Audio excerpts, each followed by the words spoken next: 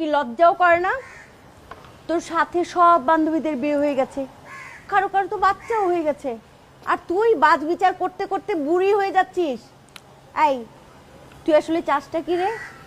কি চাস তুই?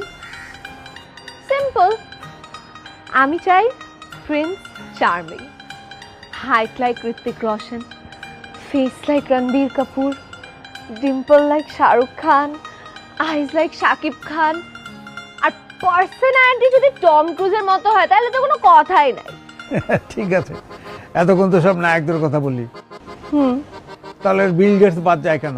তারই প্রপোজালটা দেই, তার রাজপ্রাসাদের মতো বাড়ি, বিলিয়নিয়ার মিলিয়নিয়ার, সে সব কিছু তোকে রুলস রয়েস করে বিয়ে করতে আসবে, ভালো হবে না?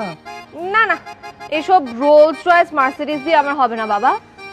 আমার বর আমাকে নিতে আসবে হচ্ছে একটা সাদা ঘোড়ায়, টকবক টকবক টকবক টকবক করে রাজকুমারের মতো আমাকে নিতে আসবে।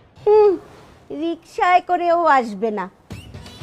যারা একটা কথা বলি, তোর ঢং দেখতে দেখতে না আমরা দুইজনেই ক্লান্ত। ইচ্ছে করে কি তোর দু গালে কষে দুটো চড় মারি। চেঞ্জ এরকম চেতে গেলে কেন তুমি? আমি তোমার থেকে এটা এক্সপেক্ট করি নাই আম্মু।